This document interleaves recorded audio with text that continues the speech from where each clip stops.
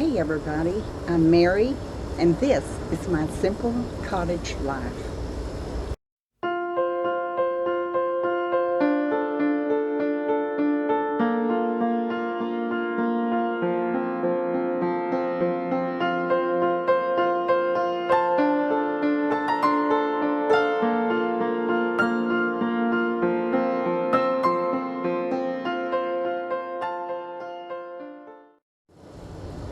Hey everybody. Well, as you can see, it is an absolutely beautiful day here in East Texas. But my gosh, it is hot. It's got to be 100 degrees at least. But the trees are green and the grass is green. And it looks cool and peaceful and calm. And it sort of makes me forget that it's so hot. Look who I have with me. There's that baby. Yes, well, she's not wanting to be on film, I guess. All right, this baby lays in this chair. Now this chair has a very long history. It's from the 1950s, and it was my mother's. And I remember it as long as I could remember. This chair and a glider, which is in my backyard, on my patio actually. My mother used to sit in it in her driveway, and I'd go down and I'd rake up the leaves and I'd burn them, and she absolutely loved watching me burn the leaves. That's just something she liked so much. So I've had this chair for a long, long time. And I don't get rid of things. I am not a minimalist. I keep things. I keep things that have special memories for me, either good or bad, and some are not all good. But I have kept things over the years so that my children never had to furnish their own dorm rooms or first apartments or first homes. We always had appliances, we always had furniture, beds, you name it. Whatever they needed, they had it. So now, this kitty, this little kitty out here, lays in this chair. And this chair will always be something that's very special to me, and I will always keep it as long as I can, and then hopefully Brian will take it, because he dearly loved my mother. I like having things around me that people have given me over the years. I like knowing their stories and having their stories to pass down to my children, my grandchildren. The things I have, and I have a lot of things, but it's because they bring me joy. I can tell you where I got every single thing I have, or who gave it to me, or how special it is. I don't want to be a minimalist. I want to have these things. I want to be able to look at them and remember. Maybe my daughter gave me something special at Christmas time, and I have it. Maybe my son gave me something special on my birthday, and I have it. Maybe Bobby gave me something special for my birthday, and I still have it. And I want to have it as long as I can.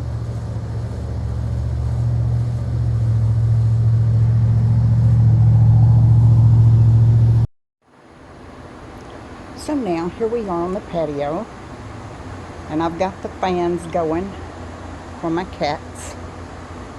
It's not helping a whole lot, but at least laying on that tile is cooling for them. There's my Ginger. Ginger had been limping for about 4 days. He wouldn't let me look at his foot, but he clearly was hurting. But now he seems to be a whole lot better. He's not limping like he was.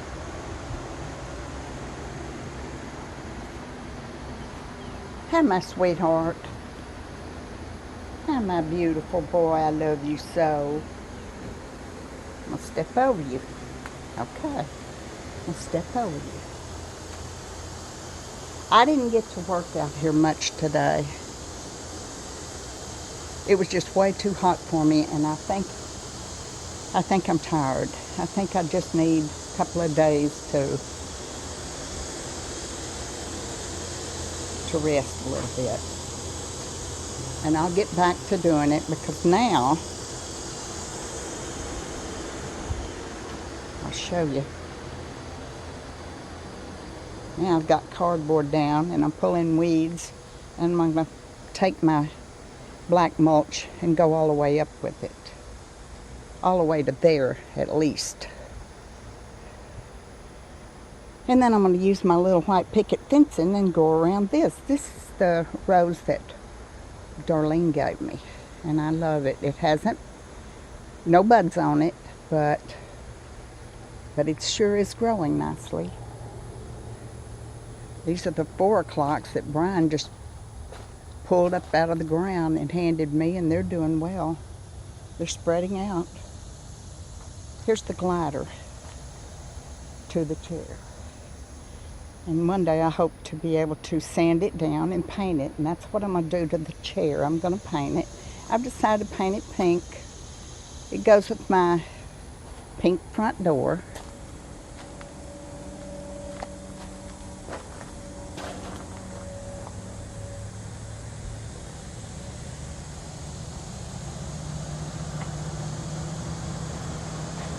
And you're wondering what all this has to do with memories. Well, most of these things out here are new. Some I've had for many years. Believe it or not, this plastic love seat right here, I've had for about 15 years. I remember buying it years ago at Dollar General, and it was $20. It'd be a whole lot more than $20 now, but I need to get out here with a good scrub brush and clean that up. And I will. And there are a lot of things out here I have had a long time, but a lot of things are new.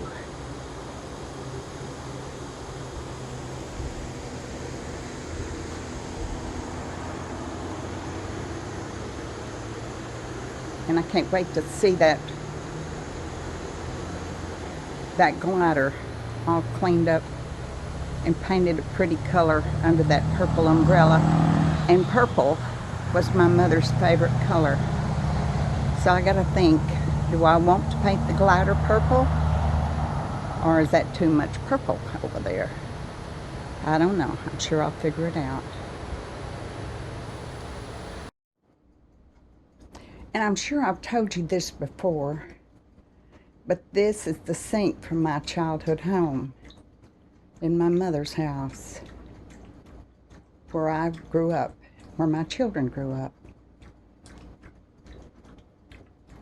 And I was lucky enough to be able to save this when we remodeled the house. So when we put the kitchen in this little cottage, we could use this sink, and I am so happy to have it. Like I said, I know I've told y'all before about it. It's got some battle scars, for sure. It was a well-loved sink, that's for sure. But I have a story about this sink, and it has to do with my mother.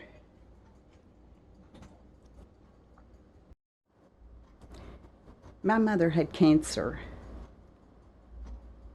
It started off with breast cancer. She did all the mastectomy, chemotherapy, radiation treatments. she called chemo at MD Anderson Hospital in Houston, Texas. And she went for a long time, about 5 years, after they thought they had it all, and it reappeared as bone cancer. And one day she was pulling the covers up over her blanket, and she broke her collarbone. She was just pulling up her blanket. But that's how bad, how brittle her bones were. After that,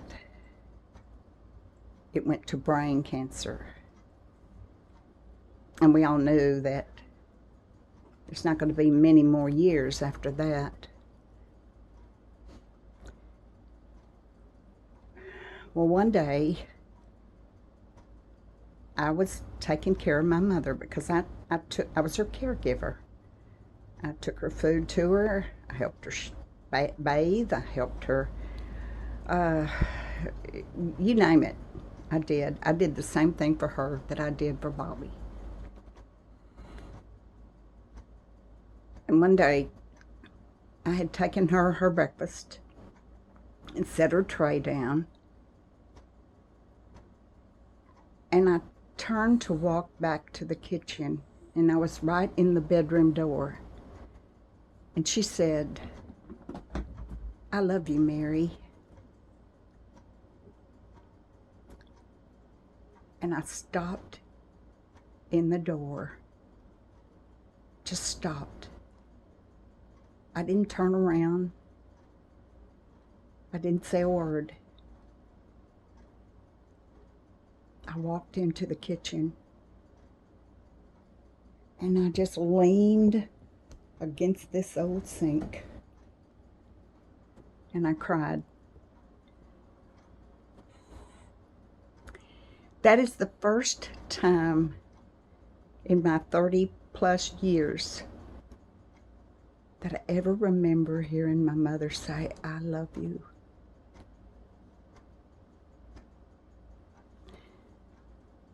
I didn't know what to do. I just cried. All these years. Why now? Why say anything to me at all now? Why didn't you say it way back when I was a kid, or a teenager, or a young adult, or a young married woman, or a mother? Why did you wait over 30 years to tell me that you love me, when all those years went by and I needed to hear that, because I didn't even know that she loved me at all? You know, there is a song by Garth Brooks. It's a beautiful song. I absolutely love it. It's called Tomorrow, If Tomorrow Never Comes. And one of the lines is, "If tomorrow never comes,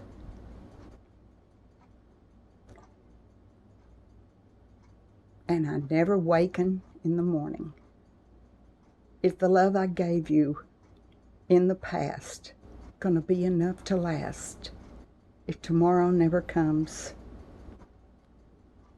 So tell that someone that you love what you're thinking of if tomorrow never comes.